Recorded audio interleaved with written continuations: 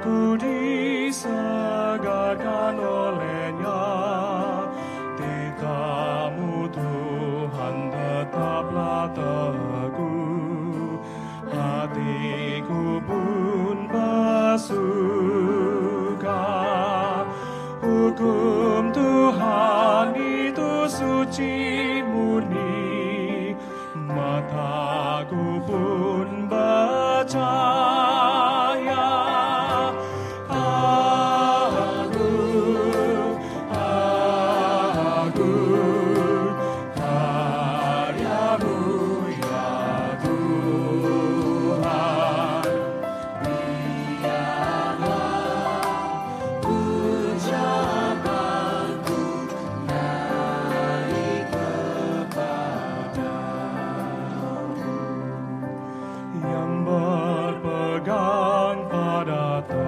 Tauratmu akan mendapat upah yang besar.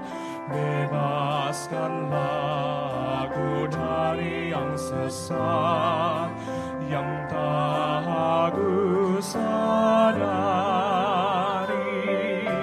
Lindungilah hamba-Mu ya Tuhan, agar ku tak bercela.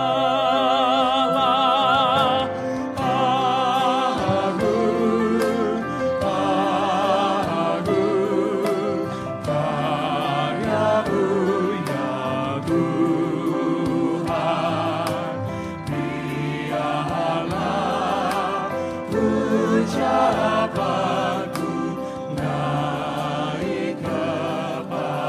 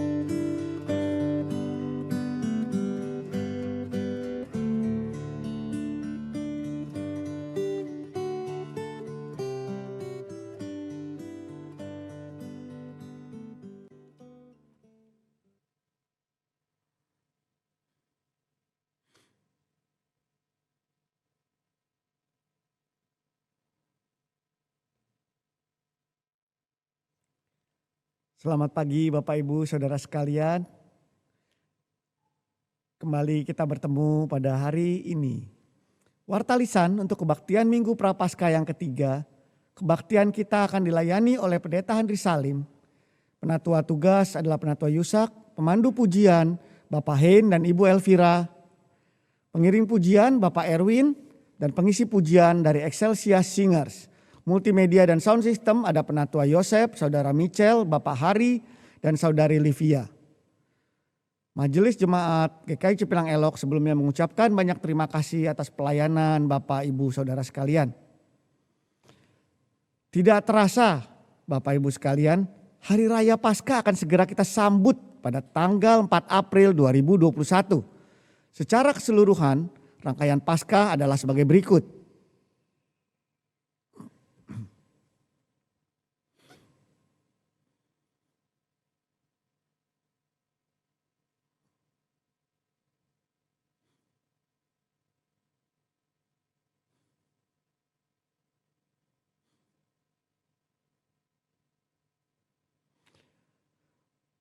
Kami mengajak Bapak Ibu Saudara-saudari sekalian untuk melakukan aksi penyangkalan diri menyambut Paskah dengan menyisihkan sebagian uang yang biasa kita gunakan untuk kesenangan diri kita sendiri.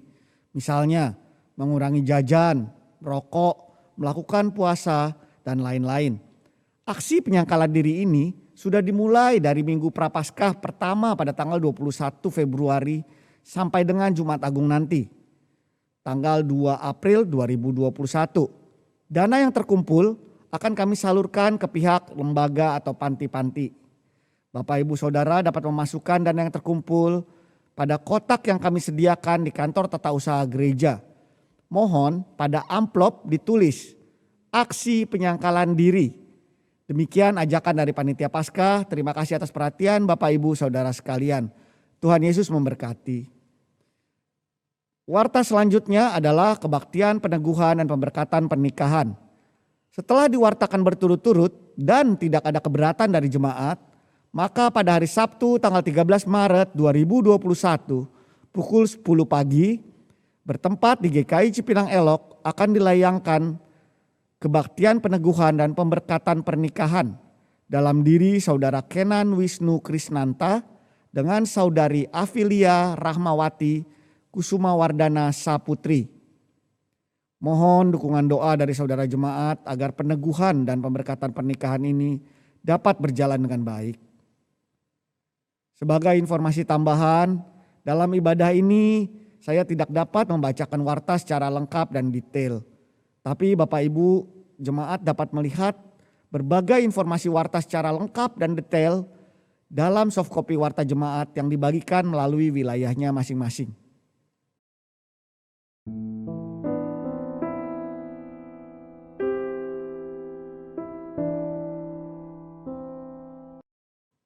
Demikianlah warta minggu ini. Terima kasih atas perhatian Bapak Ibu sekalian.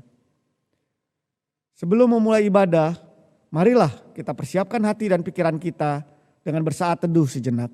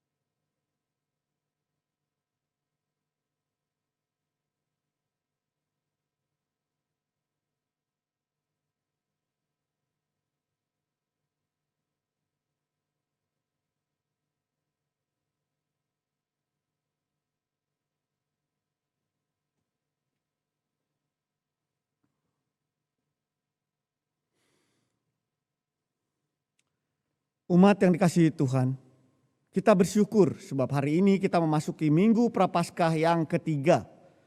Mari kita bangkit berdiri dan dengan penuh sukacita kita naikkan pujian kepada Raja kita, Raja seluruh alam semesta.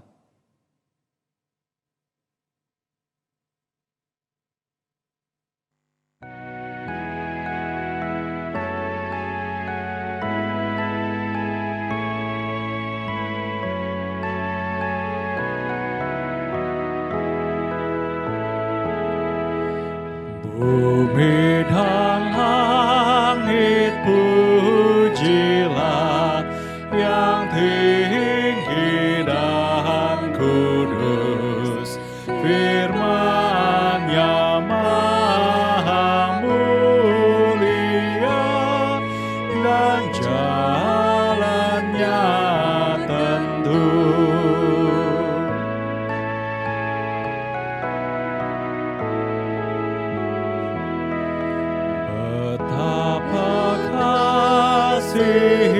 Hikmat-Nya kendati kita Sang Adam baru menjelma, penolong yang ajaib.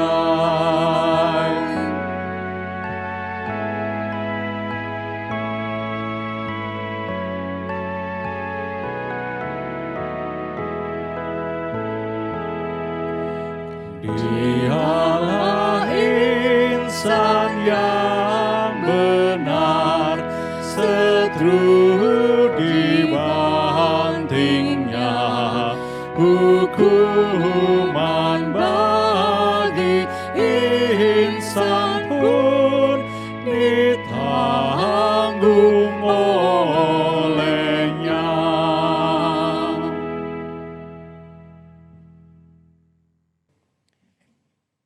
Jemaat Tuhan, ibadah Minggu Prapaskah yang ketiga ini terjadi karena pertolongan kita adalah dalam nama Tuhan yang menjadikan langit dan bumi.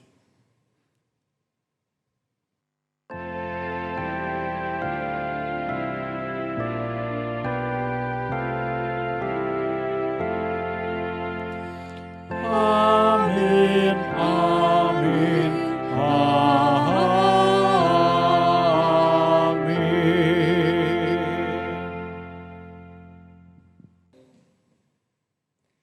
Salam sejahtera bagi saudara-saudara yang datang dalam nama Tuhan, Tuhan beserta saudara. Dan beserta saudara juga.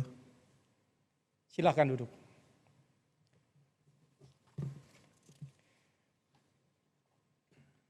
Umat yang dikasihi Tuhan, dalam Minggu Prapaskah ketiga ini, kita diajak berefleksi dari kisah Yesus yang marah di bait Allah.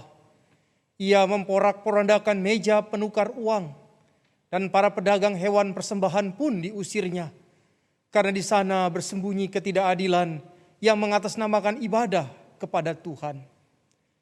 Apakah Yesus juga akan marah ketika ia melihat bagaimana kita menghidupi ibadah kita? Mari kita merenungkannya.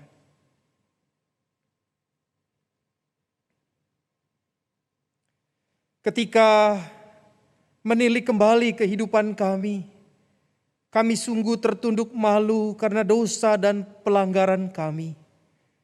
Ibadah-ibadah kami terkadang berhenti pada ritual. Kami abai mewujudkannya dalam keseharian.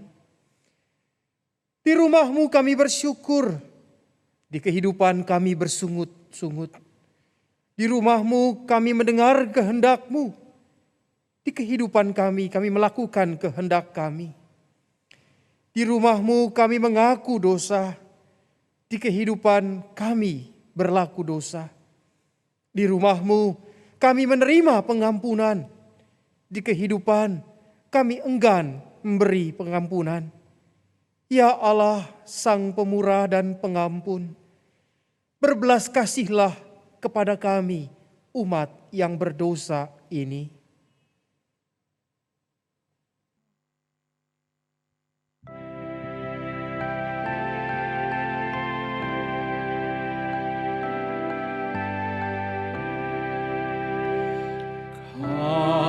Kasihani kami, ya Tuhan.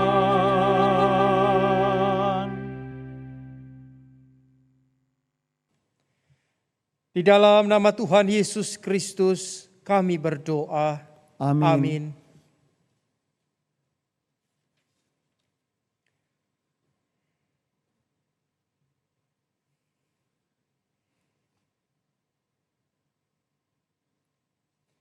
Jemaat Tuhan diundang untuk bangkit berdiri.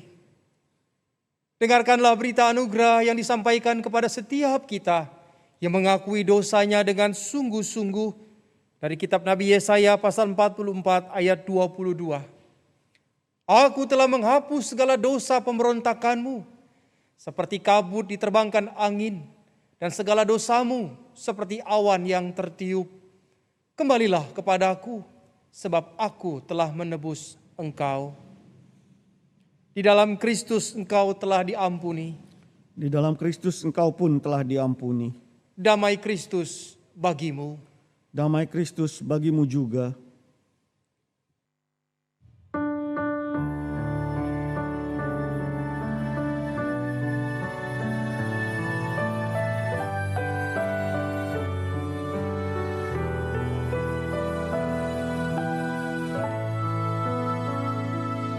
Kami bangkit dari abu, dari salah dan celah,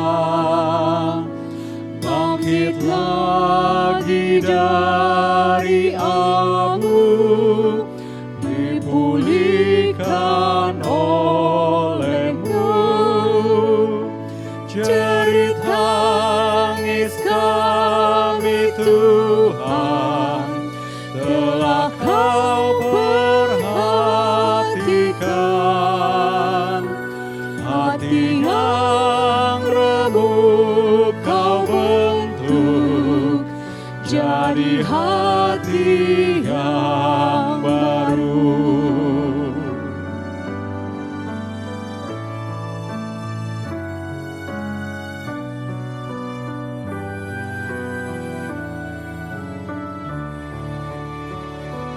Kami bangkit dari abu dengan kuat kuasa-Mu,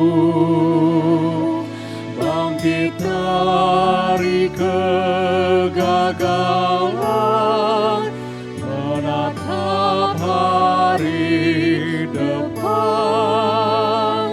Walau banyaklah rintangan dan bahaya mengancam, penyertaan-Mu menopang, membuat kami tenang. Kepadamu lah ya Tuhan, hidup kami abdikan, yang rapuh bagaikan abu, jadi alat kasih-Mu. Terangilah jalan kami, langkah kami tuntunlah, di kaki salib-Mu Tuhan, kami pasrah berserah.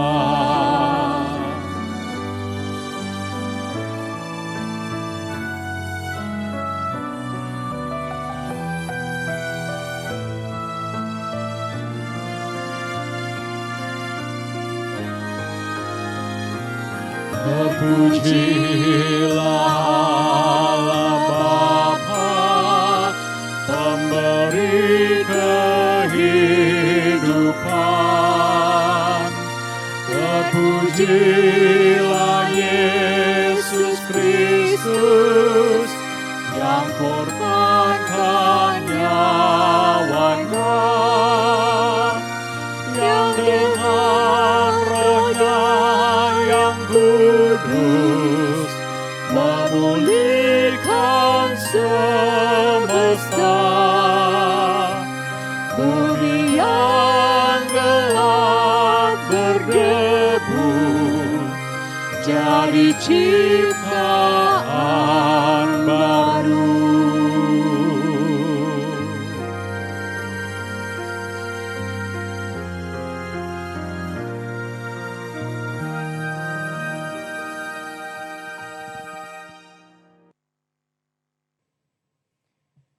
Bapak Ibu jemaat yang dikasihi Tuhan, marilah kita mempersiapkan diri untuk menyambut pemberitaan firman pada kebaktian Minggu Prapaskah yang ketiga ini.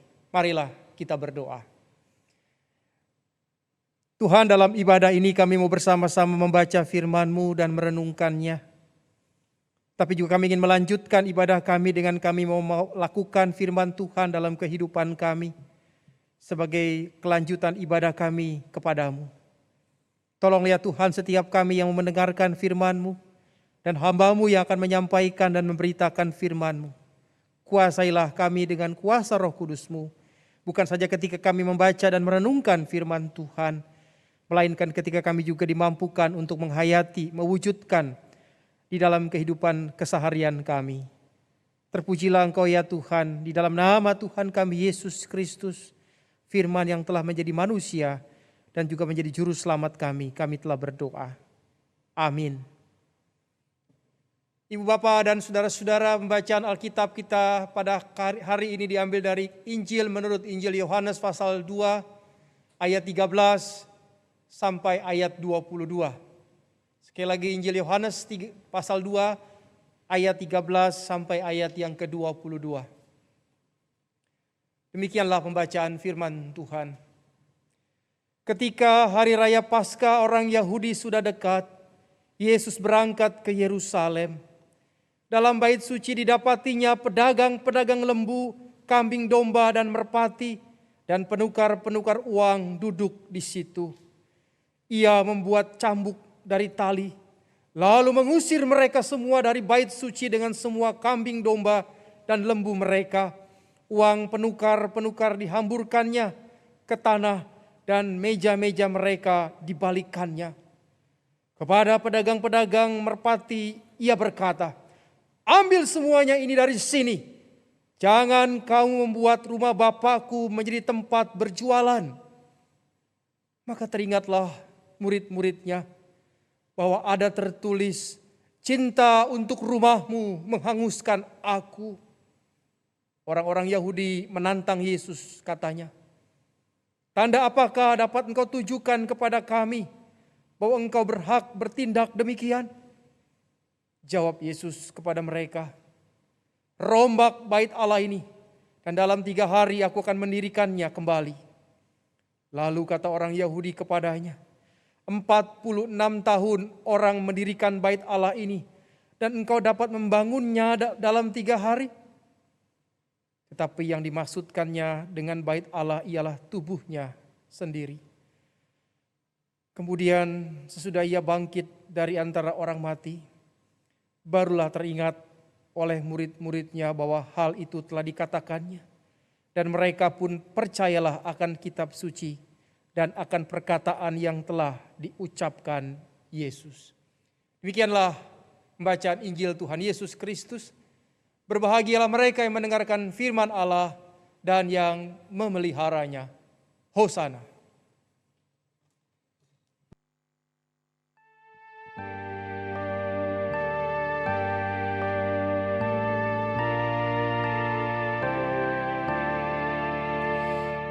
Hosana, Hosana, Hosana.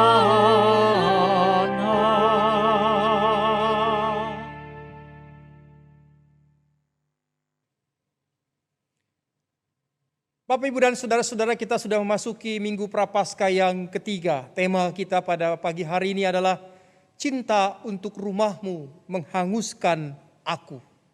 Temanya sangat keren, dan tema itu diambil atau dikutip dari salah satu ayat yang hari ini menjadi bacaan kita dari Injil Yohanes pasal yang kedua.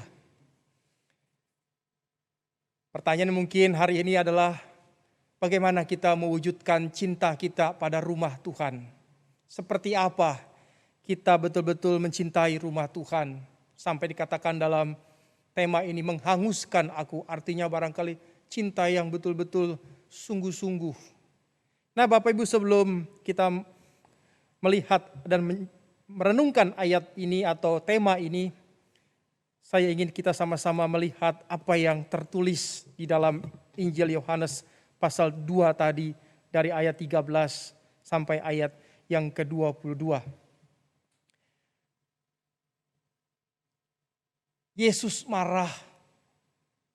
Jarang-jarang di dalam Injil cerita-cerita tentang Tuhan Yesus kita menemukan atau kita membaca Yesus marah.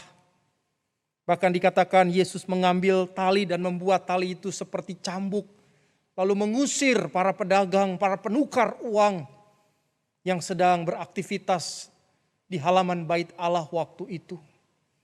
Bayangkan Bapak Ibu, bayangkan pada saat itu kemarahan seperti apa yang Yesus ungkapkan. Sementara kalau kita mendengar cerita Yesus yang mengasihi, Yesus yang menyembuhkan, Yesus yang bergaul dengan anak-anak, Yesus yang begitu ramah dan yang begitu tulus, barangkali gambarannya akan berbeda. Tapi kalau kita melihat gambaran ilustrasi seperti gambar ini atau gambar ini, kita tidak bisa membayangkan seperti apa raut wajah dari kemarahan Yesus kepada mereka. Mungkin ada orang bertanya, kok Yesus marah? Bukankah dia orang yang begitu penuh dengan cinta kasih dan tulus, dan orang yang selalu mengampuni dan sebagainya dan sebagainya. Nah, Bapak Ibu, saya ingin menjelaskan kemarahan Yesus pada saat itu. Ya, jangan kemudian kita mengatakan, loh Tuhannya orang Kristen kok marah dan sebagainya. Marah sesuatu yang wajar, marah selalu punya alasan. Dan Yesus pun punya alasan untuk marah pada waktu itu. Apa yang terjadi Bapak Ibu dan saudara-saudara? Saya ingin jelaskan latar belakang, alasan, penyebab murka Yesus pada waktu itu. Jadi cerita ini dilatar belakangi oleh persiapan atau oleh perayaan besar orang Yahudi, yaitu hari Paskah. Di ayat 13 Bapak Ibu lihat, ketika hari raya Paskah orang Yahudi sudah dekat, dikatakan sudah dekat. Ya, jadi ini latar belakangnya seperti itu. Nah, saya ingin jelaskan sedikit saja tentang perayaan ini.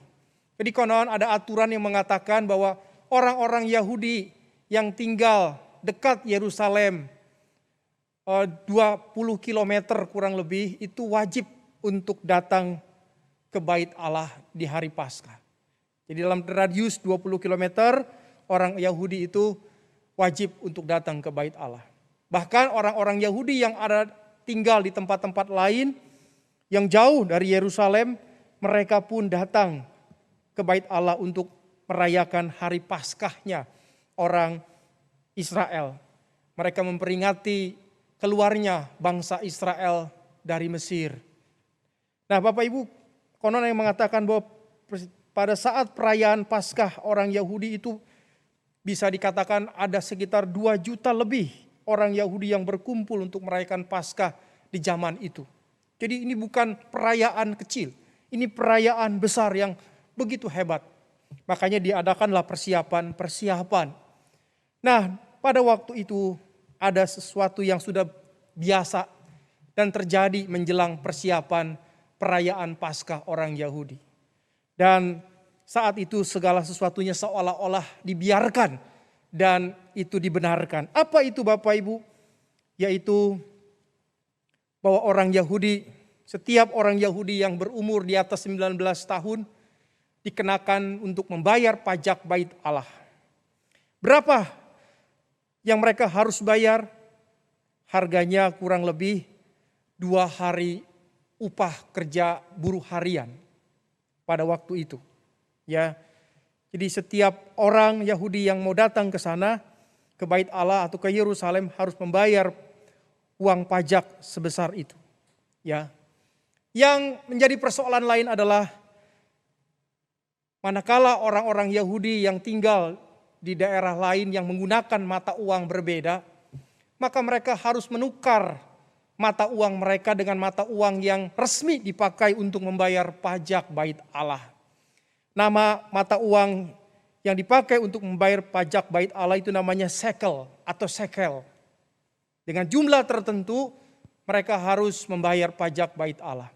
Maka orang-orang Yahudi yang ada di tempat-tempat lain yang mata uangnya berbeda, mereka harus menukar mata uang mereka dengan uang shekel itu.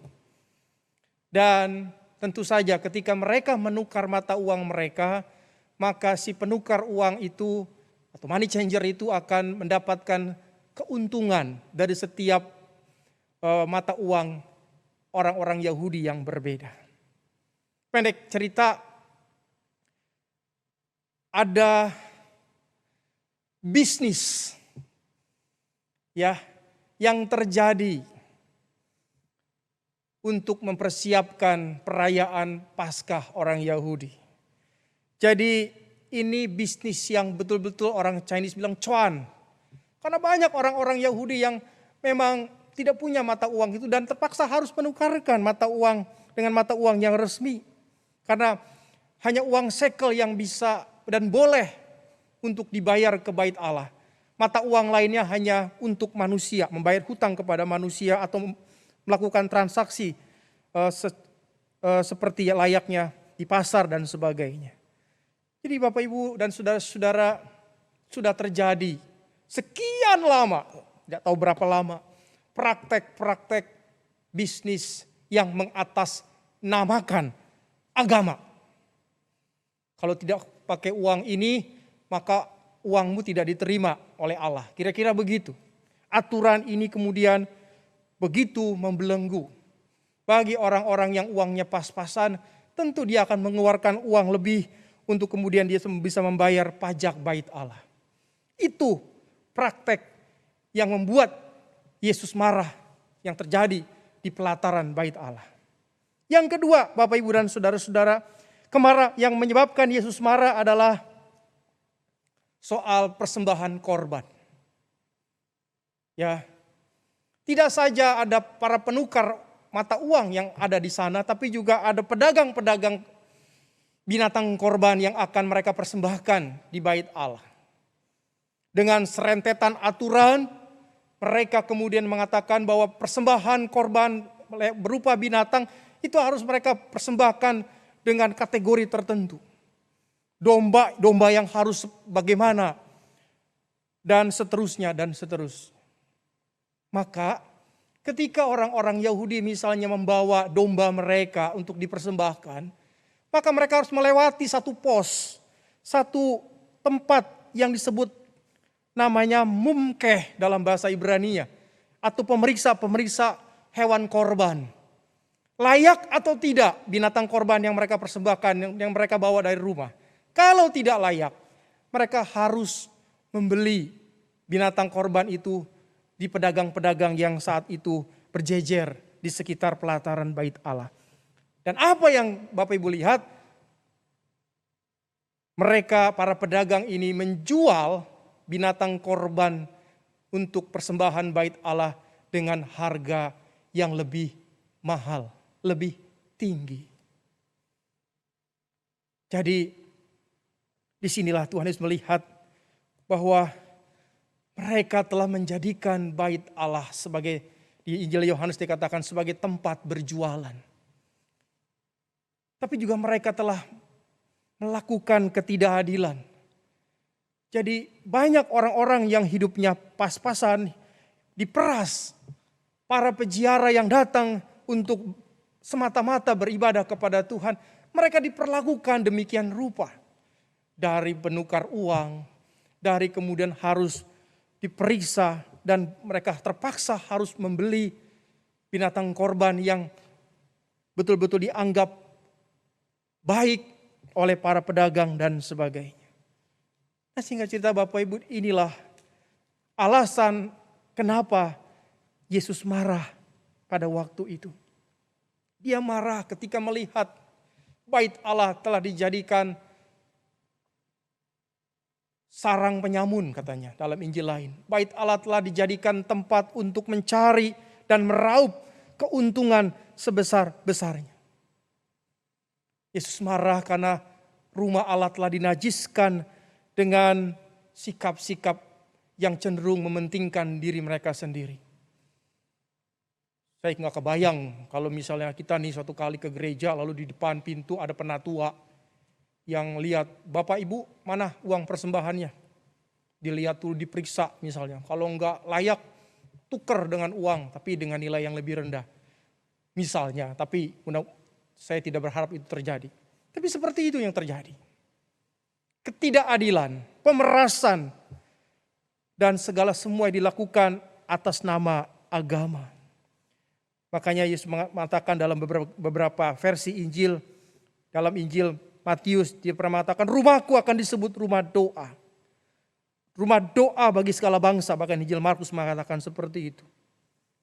Dan inilah alasan kenapa Yesus marah pada saat itu. Jadi Bapak Ibu, sekali lagi, kemarahan yang beralasan. Sekali lagi, kemarahan ini merupakan sesuatu yang tidak pernah dilakukan oleh siapapun. Bahkan para imam sekalipun. Barangkali para imam pun mendapat keuntungan dari praktek-praktek seperti ini. Motif-motif kapitalis, motif-motif kecurangan, itu kemudian terjadi di bait Allah. Di mana seharusnya manusia bisa menjalin, membangun komunikasi dan relasi dengan Allahnya. tapi dikotori oleh niat curang, oleh motif-motif dan kepentingan-kepentingan pribadi. Semoga kita berharap gereja di masa kini, kalaupun mungkin ada, mari kita sama-sama bertobat. Gereja di masa kini yang menyebut kita semua adalah umat Tuhan. Mari kita perbaharui diri kita. Jangan ada motif untuk kepentingan sendiri. Jangan kemudian kita jadikan gereja, rumah Tuhan, jemaat, hanya untuk kemudian kita mendapatkan keuntungan darinya. Jangan kita hanya bilang Yesus marah hanya pada saat dia di bait Allah. Kita harus periksa diri kita masing-masing sebagai gereja. Jangan hanya mengatasnamakan Tuhan, pelayanan, tapi kita kemudian meraup sesuatu yang sebetulnya bukan hak kita. Nah, Bapak, Ibu, dan saudara-saudara, apa yang Tuhan Yesus lakukan adalah sebuah upaya pembersihan, reformasi bait Allah. Tapi juga sekaligus Yesus ingin kemudian memberikan sebuah cara baru beribadah kepada Allah. Ibadah yang tidak melulu hanya ritual, ibadah yang tidak melulu hanya seremoni, ibadah yang kemudian dibuat, aturan-aturan itu dibuat oleh manusia. Dan segala apa yang diperkenankan Allah itu hanya dibuat oleh pikiran-pikiran manusia. Makanya bagian selanjutnya yang Tuhan Yesus katakan kepada mereka pada waktu itu setelah Yesus marah dan membalikan tempat-tempat berjualan dan para pedagang yang saat itu ada. Adalah dia mengatakan bahwa, dikatakan di ayat 19 Injil Yohanes 2, rombak bait Allah ini dan dalam 3 hari aku akan mendirikannya kembali. Apa yang terjadi? Orang-orang Yahudi bereaksi. Mana mungkin kau bisa membangun bait Allah 3 hari? Kami membangun bait Allah 40 tahun lebih. Ternyata orang-orang Yahudi tidak memahami pernyataan Yesus itu. Nah, Bapak, Ibu, dan saudara-saudara, bagi Yesus, bait Allah telah dijadikan sebuah tempat yang terlalu suci, bahkan eksklusif. Bait Allah itu punya beberapa halaman, di antaranya adalah halaman bagi orang kafir, bagi orang non-Yahudi, halaman bagi wanita, halaman bagi kaum perempuan, halaman bagi para imam. Jadi setiap halaman itu diperuntukkan bagi kelompok atau golongan tertentu. Konon perdagangan binatang, korban, penukaran uang ini terjadi di halaman orang kafir. Waktu itu biasanya orang kafir pada saat datang ke bait Allah, mereka bersaat teduh mencoba bersembahyang dengan cara orang Yahudi. Mereka ingin berjumpa dengan Allah. Tetapi karena hiruk pikuk dengan orang yang jualan tukar menukar uang, orang-orang kafir menjauh dari itu. Dan kemudian mereka tidak nyaman dengan suasana seperti itu. Seolah-olah mengatakan bahwa orang kafir tidak layak untuk menghadap Allah, menyembah Allah, untuk berjumpa dengan Allah. Nah, Bapak, Ibu, dan saudara-saudara, gereja tidak boleh menjadi kelompok eksklusif. Sebab di luar sana ada banyak orang-orang yang membutuhkan pertolongan Tuhan. Di luar sana banyak orang-orang yang mengaku dosa-dosanya dan menyesal dan ingin bertobat. Tapi seringkali gereja seperti Menara Gading yang tidak tersentuh dan tidak menyentuh orang-orang yang membutuhkan Tuhan. Gereja tidak seperti Yesus. Gereja hanya mencari umat tertentu, kategori tertentu. Ya, tidak heran, jangan heran kalau ada gereja dibangun di hotel, dibuat di mall, dan di tempat-tempat yang mewah. Apakah hanya orang-orang tertentu yang membutuhkan Tuhan? Ini sebuah perenungan yang kita harus renungkan dan pikirkan. Sekali lagi, gereja tidak boleh eksklusif. Gereja tidak boleh menjadi milik sekelompok elit, sekelompok orang yang punya kehidupan atau level ekonomi tertentu. Karena gereja seperti bait Allah harus untuk semua orang.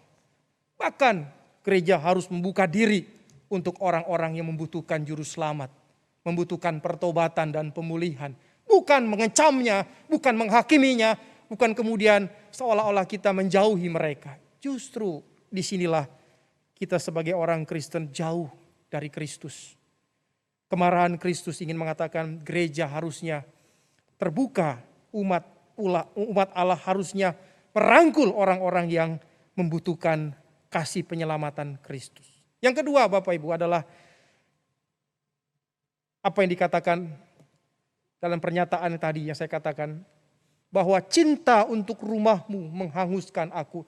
Ini sebuah pernyataan yang diucapkan seolah-olah oleh para murid. Maka dikatakan di ayat 17, maka teringatlah murid-murid bahwa ada tertulis cinta untuk rumahmu menghanguskan aku. Apa artinya? Ayat ini tidak diucapkan oleh Yesus sendiri, tapi ayat ini seakan-akan diingat oleh para murid setelah Yesus marah-marah pada para pedagang dan penukar uang di bait Allah waktu itu. Nah, saya ingin jelaskan sedikit nih. Jadi lama dikit gak apa-apa ya. Supaya kita paham. Sebentar tapi gak paham juga buat apa. Ayat ini dikutip dari Mazmur 69. Ayat 9 atau ayat 10 tergantung versinya. Bapak Ibu lihat di Alkitab atau di handphone. Tapi Mazmur 69. Singkat kata Mazmur 69 ayat 9 atau 10 ini adalah disebut sebagai Mazmur Mesias. Orang Yahudi percaya bahwa ketika Mesias datang, maka Mesias yang sejati ini akan mengatakan ini. Setidaknya secara langsung atau tidak langsung akan mengatakan ini. Cinta untuk rumahmu akan menghanguskan, atau cinta untuk rumahmu menghanguskan aku. Apa yang mau dikatakan? Orang-orang Yahudi percaya pernyataan ini adalah pernyataan yang keluar dari mulut atau dari sikap seorang Mesias yang diharapkan waktu itu. Dan Yesus mengatakan, menambahkan lebih lagi. 40 rombak bait Allah dan dalam 3 hari aku akan membangunnya kembali. Ayat apa ini? Saya ingin jelaskan sedikit saja. Supaya kita tahu artinya. Ayat ini diartikan secara harafiah. Tidak mungkin membangun bait Allah dalam 3 hari. Tetapi Yesus ingin mengatakan bait Allah yang sesungguhnya bukanlah tempat yang engkau datangi dari berbagai penjuru. Dan di sana terjadi berbagai aturan dibuat manusia. Ritual-ritual yang kaku dan semu dan tidak punya makna. Bahkan kemudian kau membiarkan ketidakadilan, ketidakbenaran itu terjadi seolah-olah sebagai sebuah kebenaran. Mengatasnamakan agama. Tetapi bait suci yang sesungguhnya adalah di dalam aku. Kata 3 hari itu merujuk kepada hari kematian dan kebangkitan. Yesus sudah membuat semacam pernyataan sebelum dia mati dan dibangkitkan.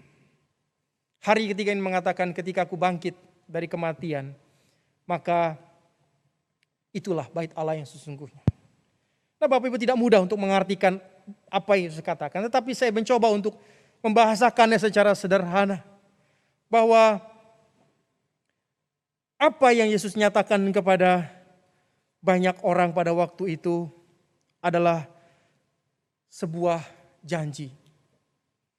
Bahwa apa yang nanti dia akan alami, penderitaan, penyaliban, sampai kebangkitannya, merupakan sebuah bukan saja upaya dan karya penyelamatan Allah kepada manusia. Tetapi itu dipahami sebagai bagaimana manusia menemukan cara yang benar di dalam menyembah Tuhan. Dia melanjutkan dengan mengatakan di ayat 21, tapi yang dimaksudkannya dengan bait Allah ialah tubuhnya sendiri. Nah Bapak Ibu kita ingat, bait Allah adalah sebuah sarana, tempat, upacara-upacara adalah juga sebuah cara di mana mereka ingin berjumpa dengan Allah.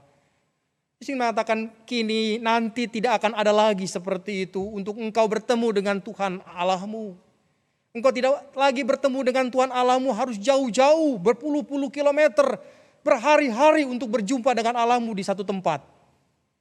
Engkau tidak perlu membawa korban persembahanmu hanya untuk minta pengampunan dari Tuhan. Tetapi melalui aku dan di dalam aku engkau menemukan Allah yang sesungguhnya, kata Yesus. Korban pengampunan dosa bukanlah lewat binatang korban yang engkau beli dengan harga yang mahal. Tapi melalui darah Kristus yang mahal yang telah mati di Bukit Kalvari. Nah, inilah yang saya mau jelaskan Bapak Ibu. Pernyataan Yesus harusnya menjadi sebuah kebangkitan rohani kita di masa-masa pandemi ini. Betul kita belum beribadah di gereja selama setahun ini. Tapi lagi-lagi katanya, bait Allah yang dimaksudkan Yesus adalah dirinya. Apakah kalau kita tidak ke gereja, kita tidak bisa beribadah? Saya mengatakan, barang siapa menyembah aku, dia menyembah dalam roh dan kebenaran. Bukan hanya di gedung-gedung gereja yang tertutup, bukan hanya di tempat-tempat yang nyaman. Di dalam keseharianmu, di dalam ibadah pekerjaanmu, di dalam tugas-tugasmu. Di mana-mana tempat, itu adalah tempat engkau beribadah. Itulah arti di mana engkau berjumpa kepada Tuhan yang sesungguhnya. Pengalaman hidup harusnya menjadikan dan membuktikan bagaimana kebenaran perkataan Tuhan Yesus itu. Bukan hanya dikatakan di dalam Injil Yohanes, tetapi juga di dalam diri kita dan melalui diri kita. Karena ibadah kita kepada Tuhan betul-betul diperbaharui di dalam kematian dan kebangkitannya. Mari Bapak Ibu kita renungkan ini sebagai sebuah introspeksi diri kita memasuki masa-masa Prapaskah. Dan juga introspeksi kita untuk kita melihat seperti apa ibadah kita yang sesungguhnya. Mungkin di mata Tuhan ibadah kita belum apa-apanya. Kita tapi sudah merasa bahwa kita sudah beribadah kepada Tuhan. Kemarahan Yesus adalah menjadi sebuah cambuk yang juga harus kita sadar. Apakah betul kita sudah beribadah kepada Tuhan dan menyembah Dia di dalam roh dan kebenaran? Atau kita terjebak kepada ritualisme seremonial dan kita mengatakan itu adalah ibadah? Mari kita jawab dengan sebuah sikap yang betul-betul hasil dari pembaharuan ibadah kita. Tuhan Yesus memberkati kita semua. Selamat beribadah. Amin.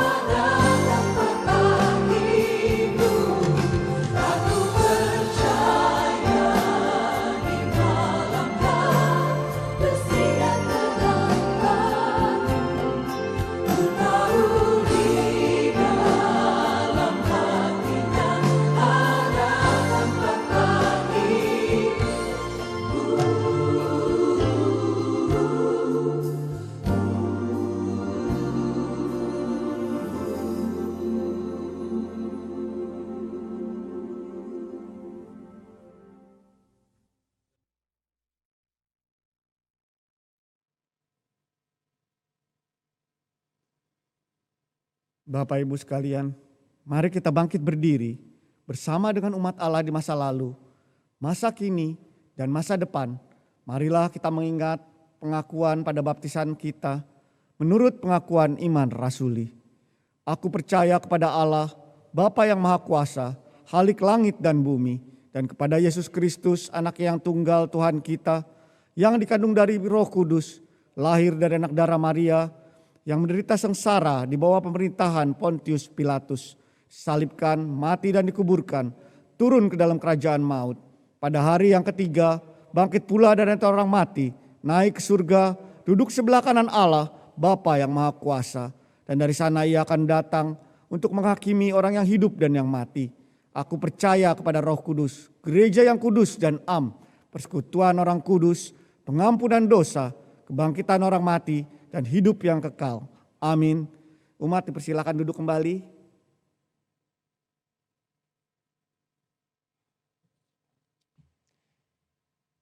Jemaat yang dikasihi Tuhan, marilah kita menaikkan doa syafaat kita.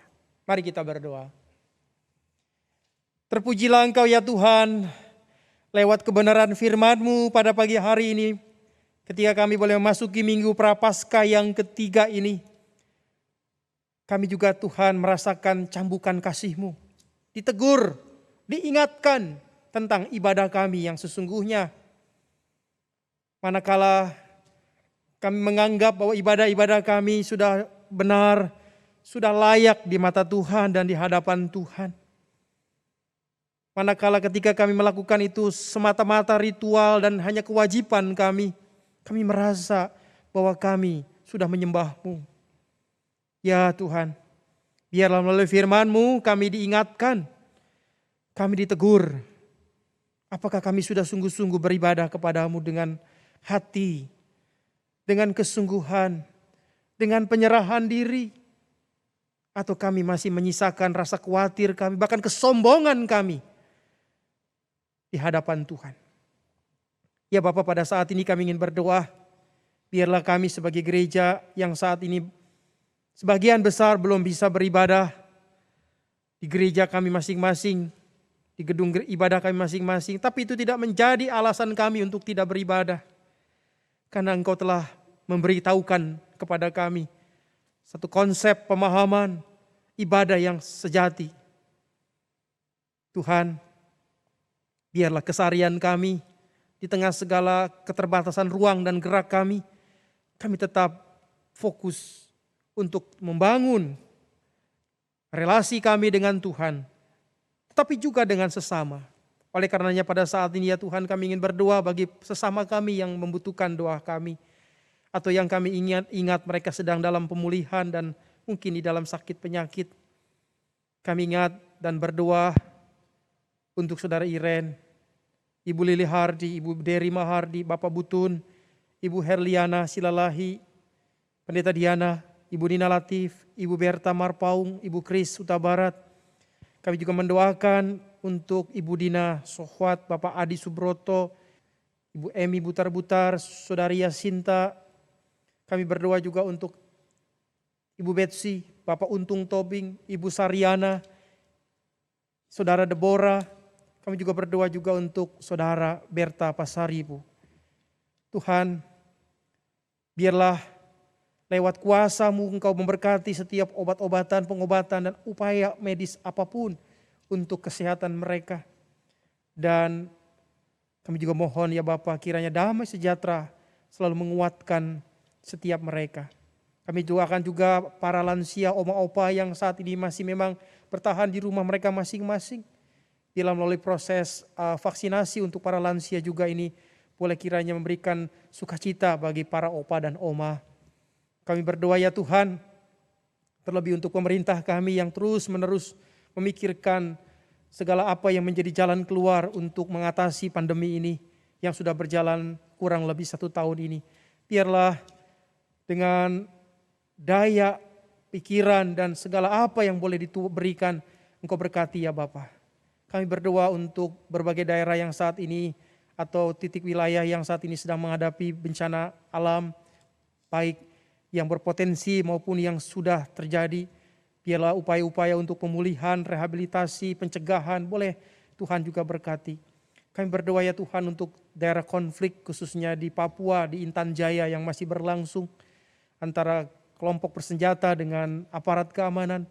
Biarlah dampak dari semua ini tidak meluas dan berdampak sangat buruk terhadap masyarakat yang tinggal di daerah tersebut. Kami berdoa juga untuk masyarakat yang tinggal di daerah pegunungan, gunung-gunung yang saat ini mengalami erupsi, Sinabung, Gunung Merapi, dan gunung-gunung yang lainnya. Kami berdoa ya Tuhan untuk pemerintah DKI, biarlah di tengah musim penghujan ini mereka betul-betul disadarkan untuk mengantisipasi, untuk menata kota dengan baik. Kami berdoa ya Bapak untuk gereja-gerejamu, biarlah kami semua boleh tetap dibangunkan, diingatkan akan tugas dan panggilan kami. Bahwa apa yang hari-hari ini terjadi, biarlah kami tidak menjadi lilin yang redup, bahkan mati. Tapi kami boleh terus menerangi di tengah-tengah kegelapan, di tengah-tengah ketidakpastian. Kami boleh menjadi bagian dari karya dan kasih Tuhan. Akhirnya kami mendoakan untuk keluarga kami, anak cucu menantu orang tua, saudara-saudara kami, dimanapun mereka berada. Biarlah kasih setiamu, pemeliharaanmu selalu menaungi kehidupan kami. Kendala, tantangan, cobaan, penderitaan, sakit, penyakit yang saat ini masih kami jalani bersama. Biarlah hanya oleh kekuatan daripada Tuhan kami boleh melewati segala perkara ini. Terima kasih ya Tuhan, kami naikkan seluruh doa dan permohonan kami hanya di dalam satu nama, Tuhan Yesus Kristus yang adalah Tuhan dan penebus dosa kami. Amin.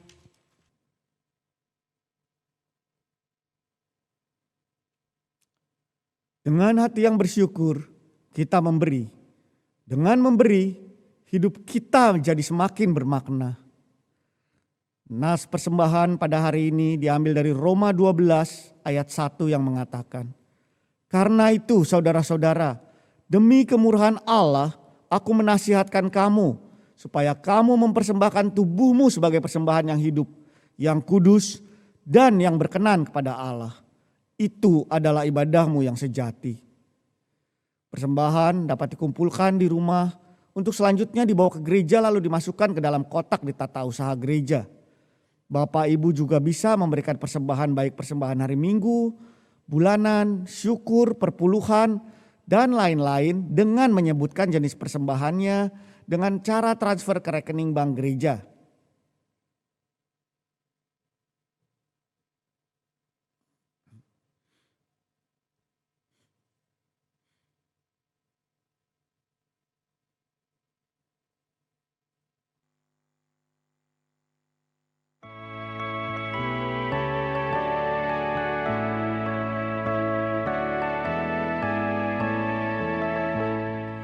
Hidup kita yang benar haruslah mengucap syukur, dalam Kristus bergemar, janganlah terkebur.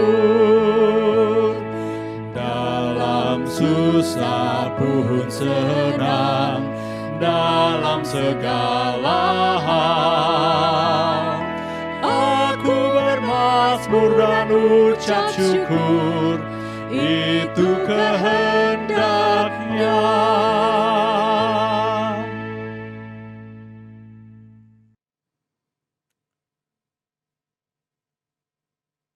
Umat diundang untuk bangkit berdiri. Marilah kita membawa persembahan kita kepada Tuhan dalam doa.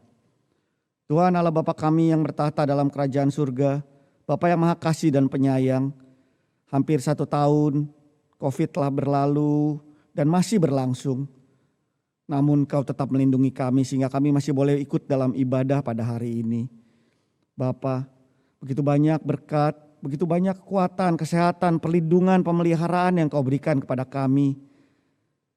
Biarlah kiranya kalau pada saat ini kami masih diberikan kesempatan untuk mengembalikan sebagian dari apa yang telah Kau limpahkan kepada kami, dapat Kau terima dengan suka Dan juga dapat Engkau pakai semua yang terlibat, baik dari majelis, pengurus, siapapun, agar dapat dipergunakan persembahan ini untuk kemuliaan dan kebesaran nama-Mu saja. Kau yang tolong kami senantiasa Bapa, agar senantiasa ingat bahwa persembahan yang sejati adalah mempersembahkan tubuh, jiwa, pikiran kami untuk kebesaran nama-Mu saja. Hanya di dalam nama Tuhan kami Yesus Kristus kami berdoa dan mengucap syukur. Amin.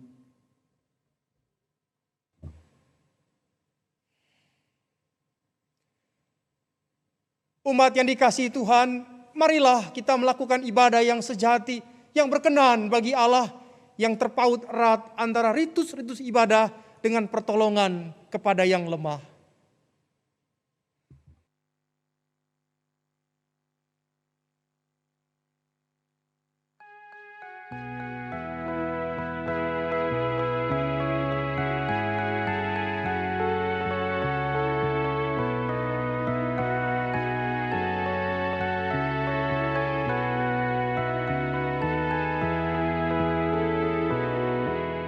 Apalah arti ibadahmu kepada Tuhan,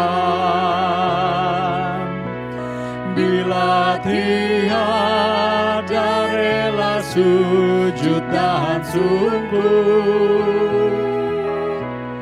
Apalah arti ibadahmu kepada Tuhan, bila tiada hati tulus dan syukur. Ibadah sejati jadikanlah persembahan. Ibadah sejati kasihilah sesamamu. Ibadah sejati yang berkenan bagi Tuhan, jujur dan tulus ibadah murni bagi Tuhan.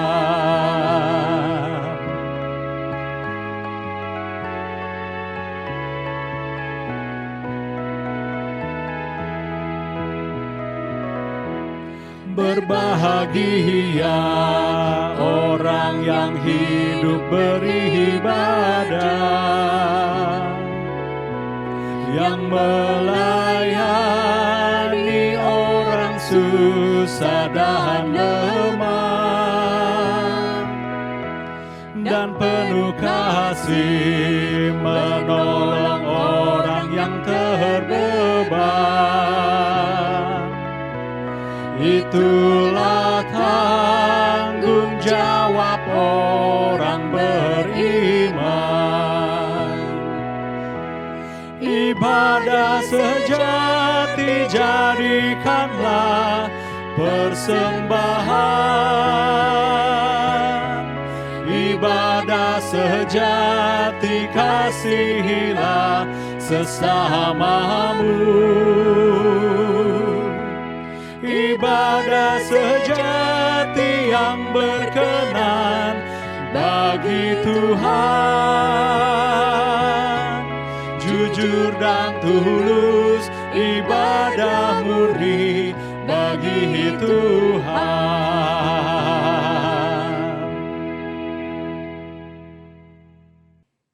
Jemaat yang dikasihi Tuhan, kini arahkanlah hatimu kepada Tuhan. Kami mengarahkan hati kami kepada Tuhan. Jadilah saksi Kristus. Syukur kepada Allah. Terpujilah Tuhan. Kini dan selamanya. Kini Tuhan mengutus saudara-saudara dan terimalah berkat Tuhan. Tuhan berjalan di depanmu untuk memampukanmu melanjutkan ibadah dalam hidup sehari-hari. Tuhan berada di sampingmu untuk membimbingmu agar jalanmu tak serong. Ia ada di hatimu untuk meneguhkanmu ketika berhadapan dengan berbagai tantangan iman. Kiranya Allah senantiasa merangkulmu hari ini, esok, dan untuk selamanya.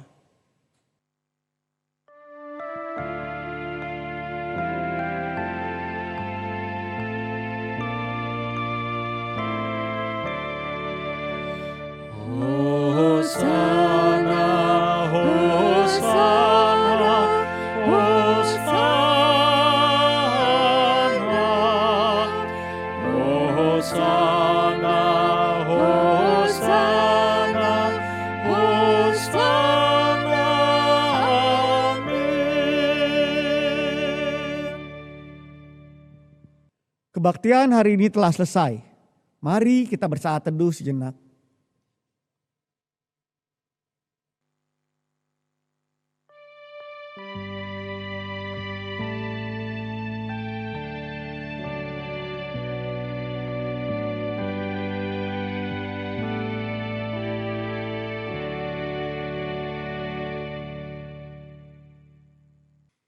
Selamat hari Minggu Bapak Ibu Saudara sekalian.